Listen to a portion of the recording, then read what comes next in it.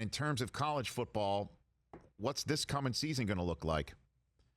Our friend Brett McMurphy from Stadium, the Stadium College Football Insider, put out a piece today, wrote a piece based on a poll that he conducted of football bowl subdivision FBS athletic directors. And he joins us right here on the Rich Eisen Show to help reveal some of the results. How are you, Brett? Hey, good afternoon, Rich. I hope everybody in your world happy, healthy. Yes, I actually was getting off track a little bit. I actually live 5 minutes from Big Cat Rescue, but everything's good here in Tampa. Okay, glad to hear that. Wow. Okay. Tiger King fan. There you go. Okay. We're locked in. There you go. So you locked in on that front. Very good. I got to get on that at some point. At some point. All sure, right. Yeah. It's just all right. So long story short, Brett, what did you determine with your poll?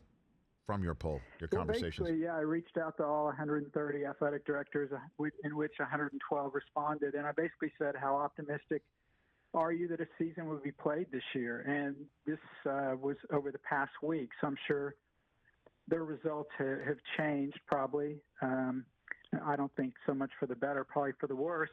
But basically, about a fifth of the ADs think that there's a very real possibility we may not have a football season this year. And it was an anonymous survey. I told them I would, not reveal any of their names. I, obviously could quote them and those sort of things. But they all pretty much admitted that they wanted to remain optimistic. And so I think if I wasn't doing a poll that would be released publicly, I think their outlook would be a lot grimmer than what they gave me. And what the thoughts that they had if there is no football season varied from we'll be out of business, it will be devastating. One AD just said simply, we will be blanked. They said that without the millions of dollars of revenue for the football programs and everything involved with the football programs, you could see the Olympic non-revenue sports being cut or even eliminated. So what does that all mean? Everybody's waiting for the AllClear signal, whatever that is, whenever that is, so they can move forward. The problem is they don't know when that'll happen. For instance, Duke has already canceled its on-campus summer session. I just think, personally, I think it's not realistic that when we get to the fall, that all these universities will be okay with saying, all right, you know what, you 30 and 40,000 student body from all over the world, come back to campus now, it's safe. I don't think that's going to happen.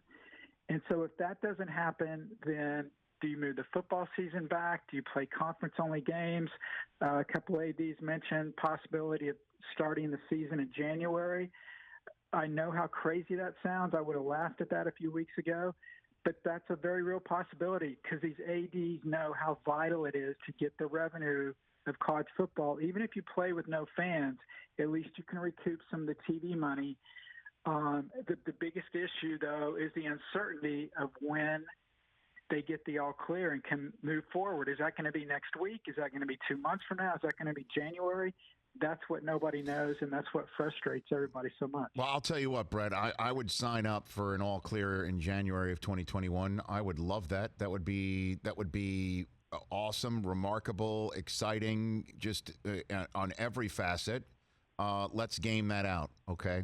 Let's say that does happen, and I'm knocking on wood that something like that is feasible. Why in the world would somebody like Trevor Lawrence suit up for Clemson in January of 2021 when there's a draft coming up that he's definitely number one overall? What in the world? Why would he be putting his body arm? And it's just one guy. I mean, you could name all sorts of big time college football players. And I understand that, then why would he do it in September? It's the same thing. He's still playing. Except for the fact that there's a draft right around the corner. Whereas if he hurts himself in the middle of October, he's still a draftable player that we all know about. That happens in March. My gosh, I can't imagine how that could be possible, Brett. You're right, Rich. I mean, we've seen that. Obviously, it's a different situation in bowl games, but that would be some of the consequences. But bottom line is, whether Trevor Lawrence is a starting quarterback at Clemson or somebody else, Clemson would continue to play. And in your scenario, which some ADs have brought up, we could have the Rose Bowl and the Sugar Bowl host the semifinals this year. The national title game is in Miami, so we could be looking at a May Rose Bowl for the college football semifinals. In your scenario that we don't get started till January, again, how many players may sit out because of what you brought up? I'm sure there could be a number, but I'm guarantee you there will be enough to continue playing.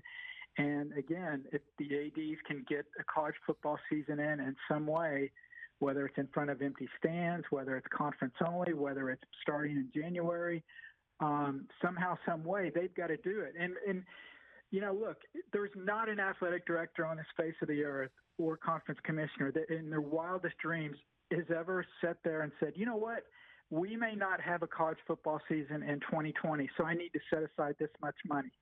People don't work that way. Obviously, college athletics doesn't, because you would never think we may not have a season.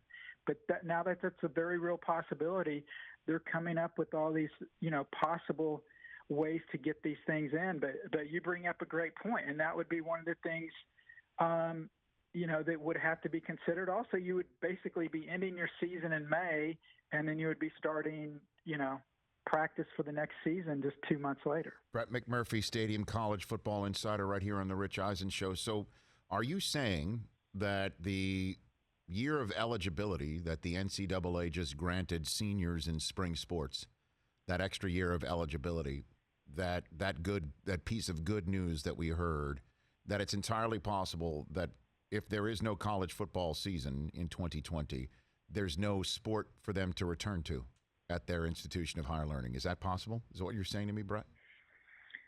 Well, no, because the spring sports is mostly the baseball and softball, track and field, those sort of things, golf. So those athletes can return in 2021. But who knows if we're going to have any college athletics next season. I think we will, but again, no one knows when this thing is going to end, when life returns back to normal. But as far as football players, they're in the fall semester sport. They're with the basketball players. The basketball players were not extended an additional year of eligibility. So those guys that were seniors, their careers are over.